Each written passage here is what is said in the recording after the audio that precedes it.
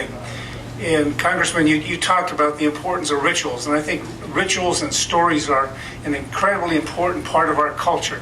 And I want us to be able to do everything we possibly can as the Department of Interior and the Park Service employees to continue to tell these stories so that generations and generations, my grandchildren's grandchildren, will know what happened here at Pearl Harbor and what happened with the USS Oklahoma.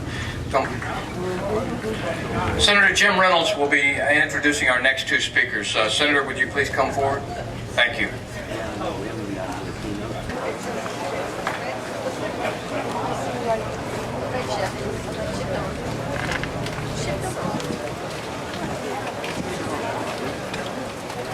I can't see.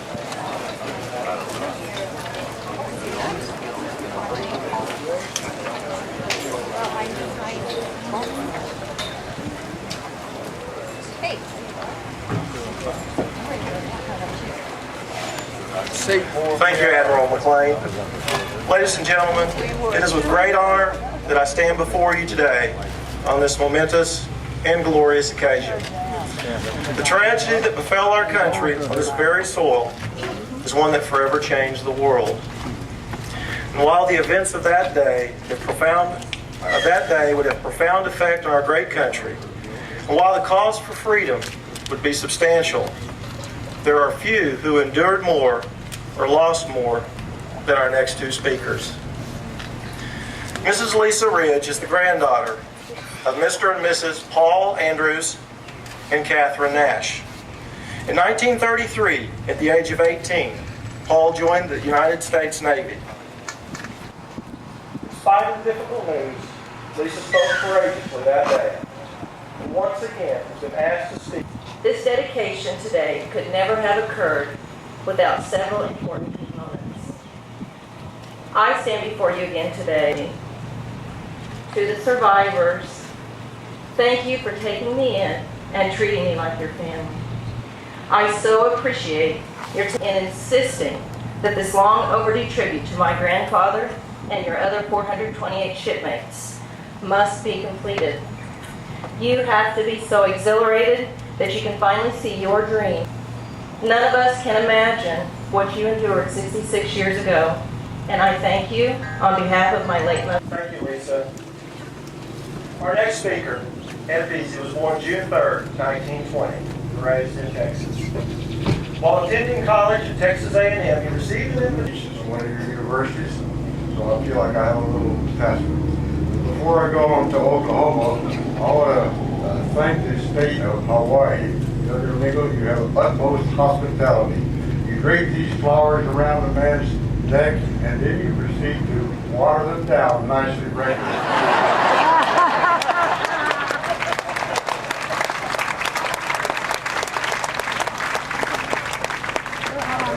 there. It is unusual. When they go in the refrigerator and wither and die, that's the end of it. But you know, I want to ask you a question.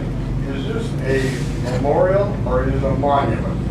I think of a monument as an edifice to honor some great battle, some great general, some great admiral who has conquered the seas, and try as hard as I can. I can't bring myself to believe getting your butt kicked and sunk in 15 minutes is a great victory which needs to be honored by a memorial, by a monument.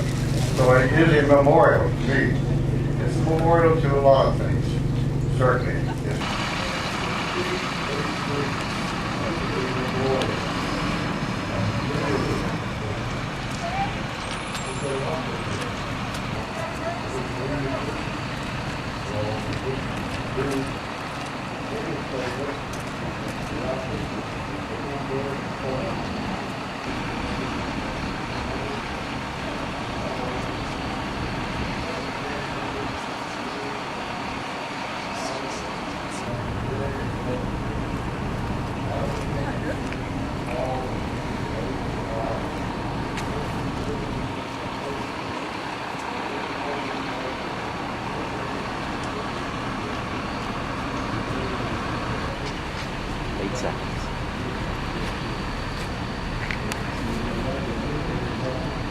It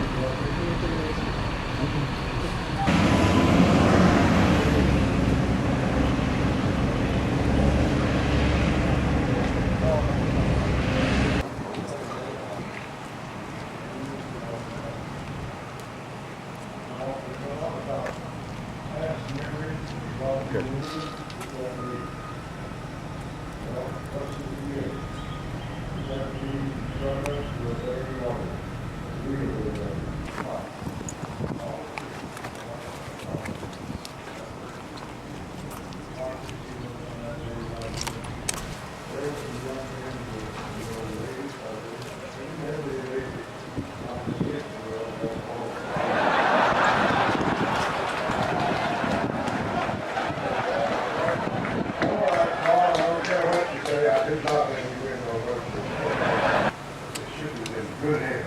Thank you all.